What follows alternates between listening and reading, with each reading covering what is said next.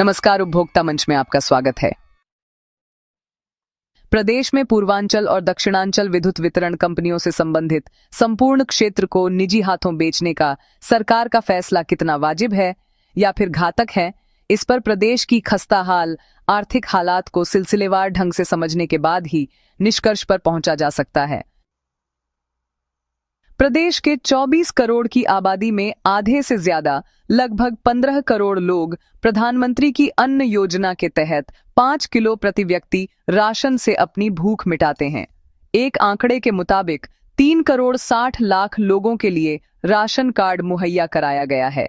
सरकार का खुद का मानना है कि नेशनल फूड सिक्योरिटी अधिनियम के तहत प्रदेश के 15 करोड़ जरूरतमंद गरीब लोगों के लिए राशन उपलब्ध कराना उनकी वैधानिक जिम्मेदारी है। बगैर इसके लोग 2 जून का भर पेट भोजन करने की स्थिति में नहीं हैं।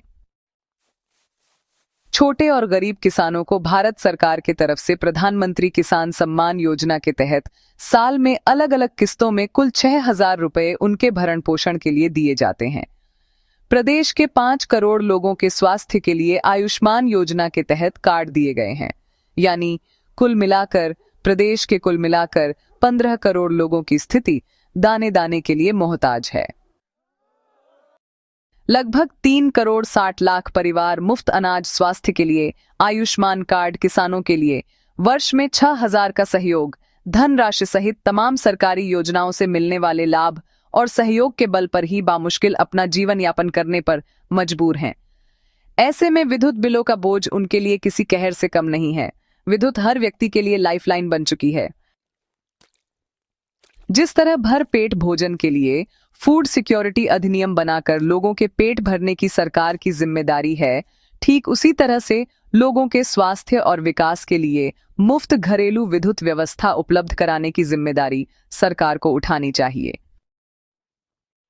देश भर के अलग अलग प्रदेशों में सरकार चाहे किसी भी दल की हो, जरूरतमंदों के लिए 100 यूनिट से 300 यूनिट विद्युत मुफ्त देने का समय पर संबंधित सरकारों द्वारा ऐलान किया जाता रहा है।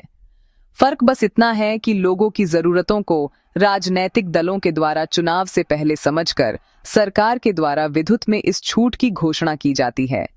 बिहार प्रदेश इसका ताजा उदाहरण है, जहां 2-3 माह बाद चुनाव होने के चलते 125 यूनिट विद्युत बिलों में छूट की घोषणा सरकार के द्वारा की गई है। उत्तर प्रदेश सरकार के द्वारा भी सिंचाई के लिए निजी नलकूपों के विद्युत बिलों पर 100% की छूट की घोषणा कुछ शर्तों के साथ की गई है। ऐसे में सवाल उठना लाजमी है कि जिस उत्तर प्रदेश की आधा से ज्यादा आबादी के हालात बदहाल हैं, यूपीपीसीएल प्रबंधन की नाकामियों और गलत नीतियों का ठीकरा आखिर ऐसे मजबूर जमात पर डालना कितना वाजिब है।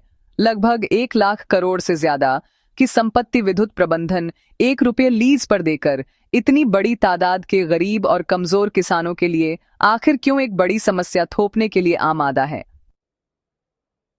कमलेश कुमार राय की रिपोर्ट, उपभोक्ता मंच के लिए।